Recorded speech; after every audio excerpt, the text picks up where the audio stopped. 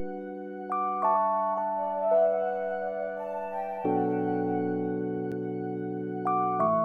going to be doing popcorn ceiling removal today. It's up in a stairwell. It's going to be on a ladder. It's going to be very uncomfortable. It's going to be one of those jobs that you don't want to do at home. But whether you're at home or you're on the job and you have this job to do, I'm going to show you guys how to do it correctly. I'm going to show you what tools I'm using today. I'm going to show you guys how to skim coat the ceiling and how to make that ceiling go from something ugly to something beautiful. This one was popcorn ceiling. It had a big ceiling fan there that I took down, and there was another light there that I took down. This is going to be getting pot lights. So right now I just got some pigtails hanging on that one, and this one's just inactive. But yeah, so this is pretty much what we're going to be going for our finished look. And then here again, here's the other side of the ceiling. So the same procedure that I did on this big ceiling, I'm gonna show you guys how to do it, but we're gonna be doing it up here. Okay, so all this, so we're gonna remove the light first. I'll probably put a pigtail on that, and then we'll just work our way around here. So as you can see, it's a smaller ceiling.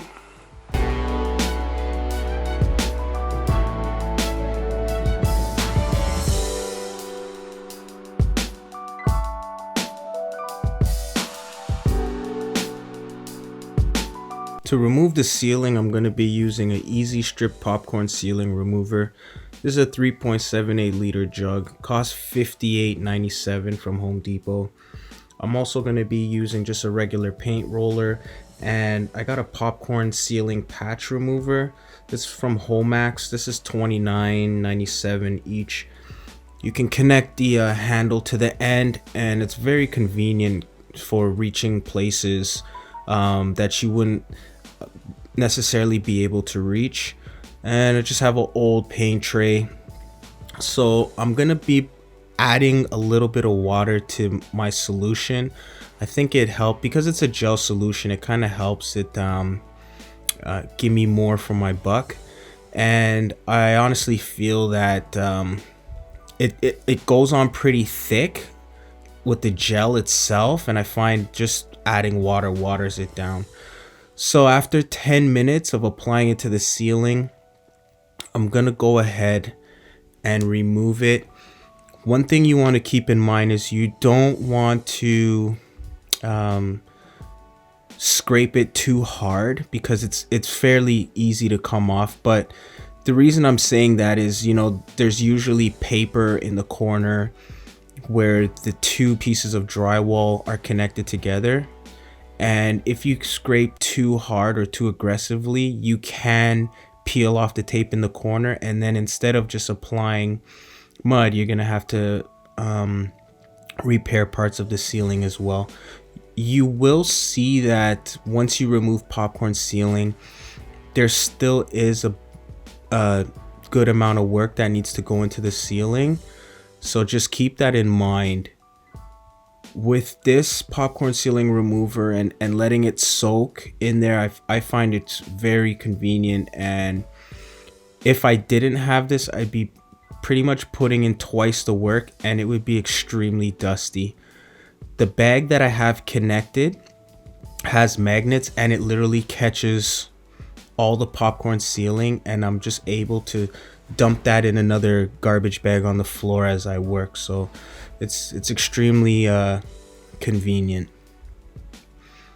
So once this is all scraped, it looks fairly nice, but up close there's still a lot of imperfections and little holes or depressions that need to be filled. So next I am actually going to give it a light sand. I just have a 120 sand grit on this. It's a scuff sand. I'm not trying to get the ceiling nice. I'm just knocking down anything that I may have missed with the scraper. And literally I want to get all maybe any little chunks that might fall into my mud while I'm actually mudding the ceiling. I don't want to scrape it all over this ceiling. I'll be using a drywall compound. I believe a box of this is about $24. I had some left over in a bucket from Home Depot, so I just threw a little bit of water in there and used that. I do have another bucket that I didn't open yet, but I'll be using that for my second coat. I'll show you guys how to actually put that in the bucket. It's fairly simple. You can keep your mud good and prevent it from drying out in the future. So here I'm just working my way out slowly with the trowel, and you know, I'm taking my time, and basically I just want to get every little hole that needs to be filled. I want to fill it in, but I also want to get a good coat, a good first coat on the entire ceiling. In the middle, right above the window, there's a depression that I had to fill with some mud. But you'll notice once you put your trowel up there, you'll see if there's any holes or any ridges that need to be filled once you put it flush on the ceiling. I'm trying to get it as nice as possible on my first coat. That way, when I go to do my second coat, it'll be less work for me. So I'm just trying to avoid leaving any ridges, and trying to get it as smooth as possible. But I'm not trying to get it a complete finished look on the first one, because like I said before, I'm going to be doing another coat. Now, I'm applying a generous amount, but I'm not leaving a generous amount on there. I'm literally scraping it, so there's maybe about, I'd say, a 32nd or a 16th of mud max on the ceiling.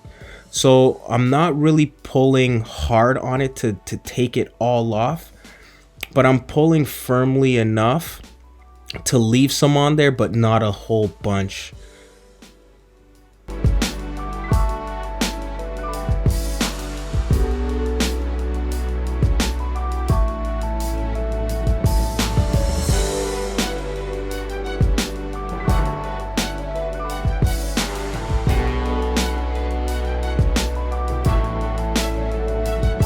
Set up on this ladder and basically try and just work my way skimming coat. In the middle there was a big depression, so I had to fill that.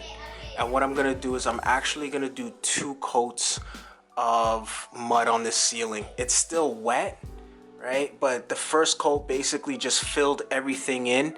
It's kind of hard to get a smooth pull back, like a nice clean. I tried to get it as clean as I could, but due to the fact that I'm on a high ladder and I'm trying not to lean back too much, that's probably the best I could get it for the first coat.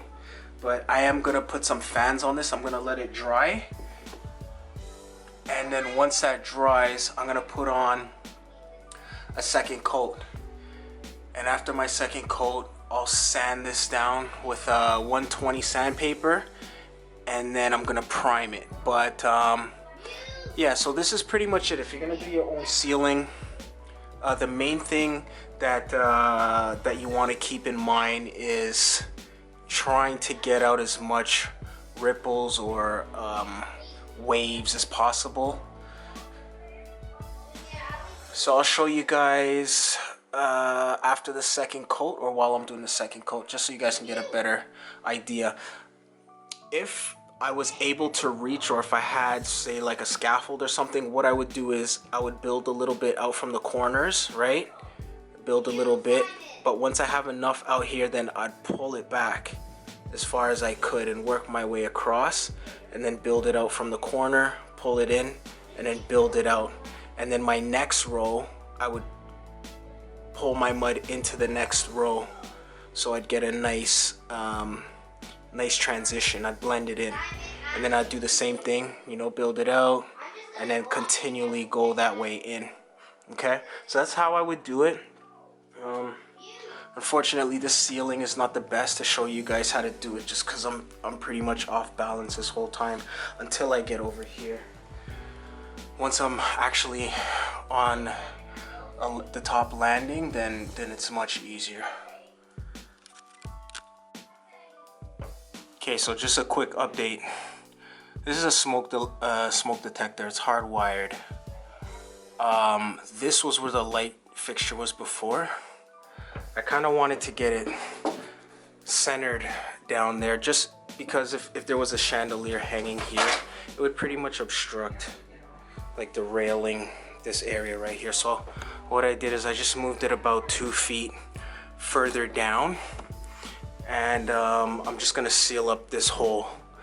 So just for, you know, everything comes to aesthetics, and I just felt that it would be a nicer place for a long chandelier, just because this stairway is so high, and a nice long chandelier would look really nice there.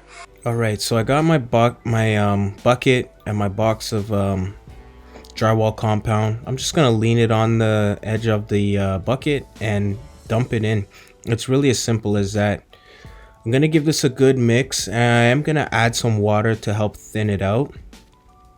I do want it, so just put it this way, I put about a cup of water into this. So I want it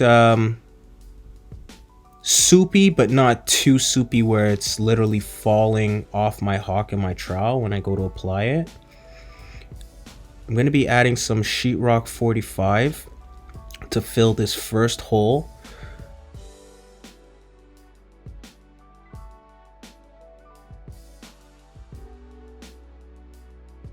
I'm just going to smooth it out with my trowel.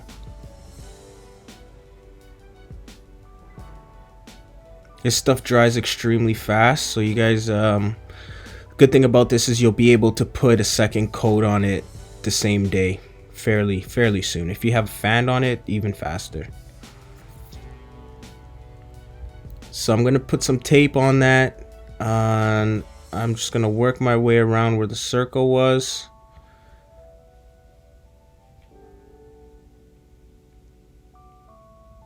I'm just taking out any excess.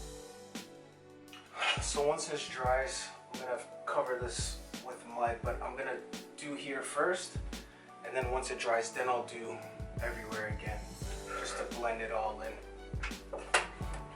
So if you're not using a butterfly patch and you're using this method, so basically I had a circle, and I just want my tape so wherever there was a separation between drywall, I want to cover that area with tape, because if I just fill over with the mud, after a certain amount of time, it's gonna crack and you're gonna see it, right? When you have the tape over wherever the drywall separated, that's what's gonna create the bond. It's gonna hold it together. This is what the sheetrock's for. And once you cover it, sand it, prime it, it'll be good as new.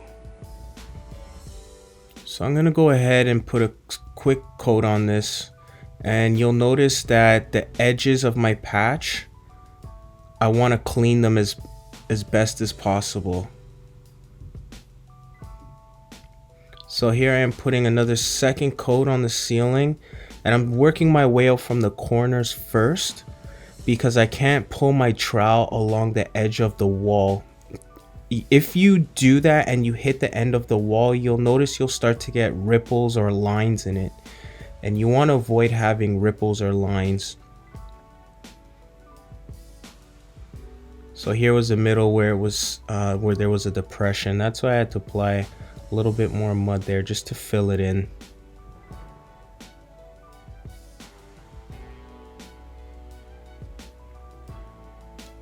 So I'm literally just working my way in like a row, and I'm just basically gonna work my way back, and I'm trying to get any anything that needs to be filled, or any spots that look that they need a lot of attention. I'm trying to get them as nice as I can on this second pass of the ceiling.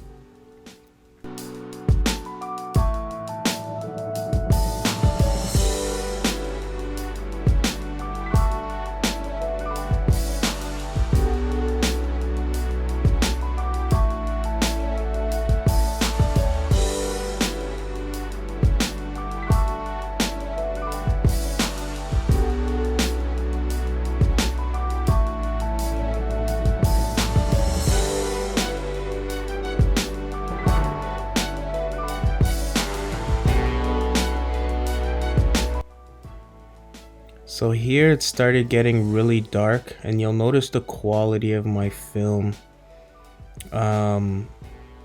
It's starting to get grainy. It was dark and I should have went for a light, but at this point I was so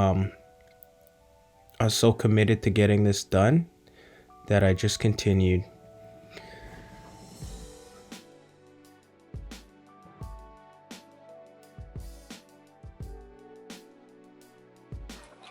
Okay, so just showing you guys what it looks like in the daylight.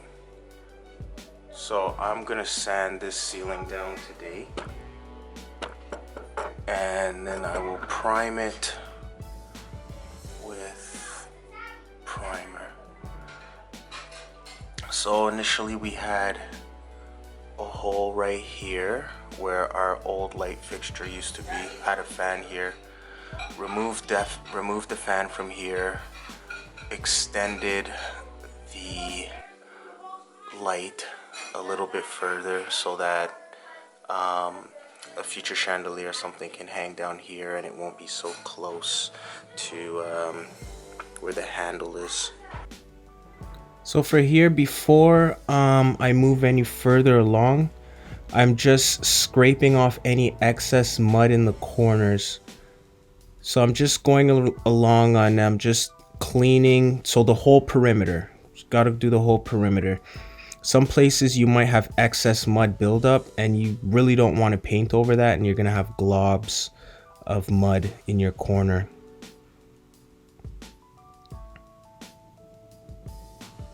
So I'm gonna use my pole sander, but I'm also gonna use a hand sponge as well. I'm gonna go around after and fill some spots in the corner that I noticed after I sanded that there was a little bit of depression. So I went around and I just filled those. I let them dry and then I would come back and sand them before priming them. So I'm gonna be using Kills sealer and primer, and I'm gonna prime the whole ceiling with one coat.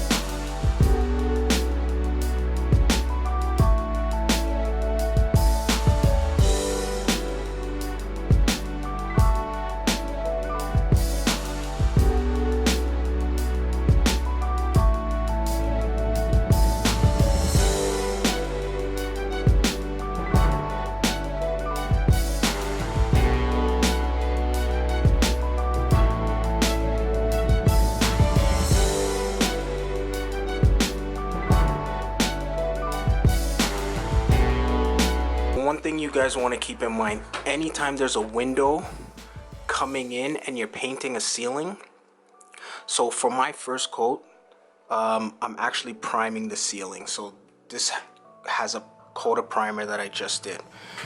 I rolled it going with the light, so parallel to the light, right?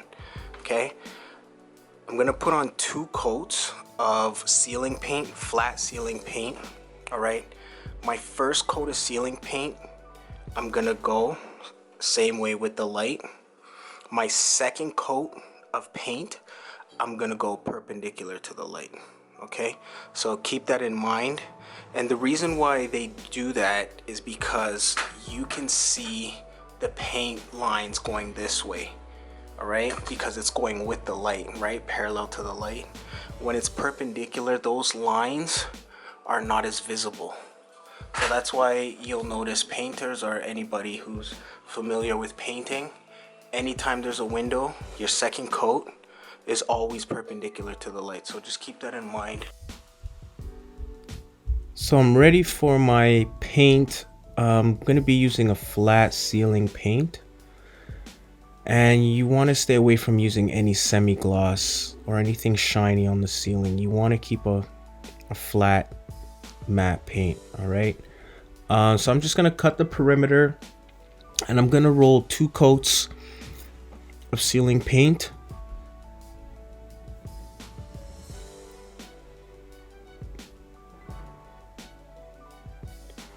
Now I am going to be putting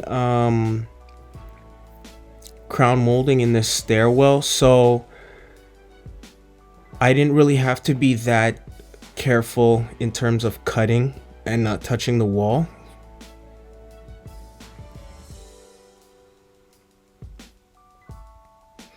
So this is my second coat of ceiling paint, and you'll notice that I'm rolling perpendicular to the light coming through the window. So for your final coat, I know I've mentioned it before, you want it to be perpendicular to the light.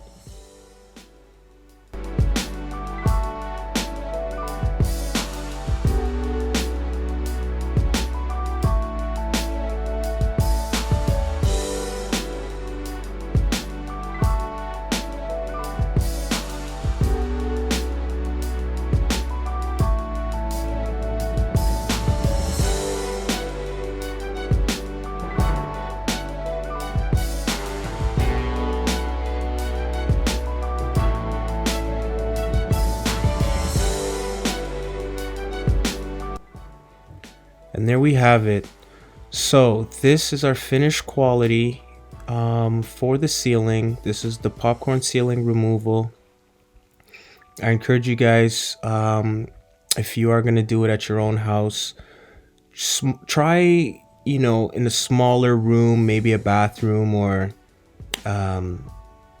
somewhere where it's not going to be so obvious before you actually attempt to do a big main room, just so you get comfortable with the mudding and the process as well.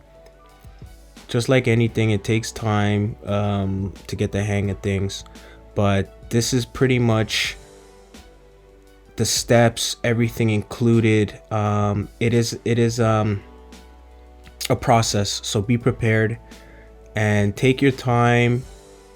And if you do want good quality, and just pay attention, have good lighting, follow these steps, and you should be able to remove your own popcorn ceiling and apply some mud. So good luck. If you guys like the video, subscribe.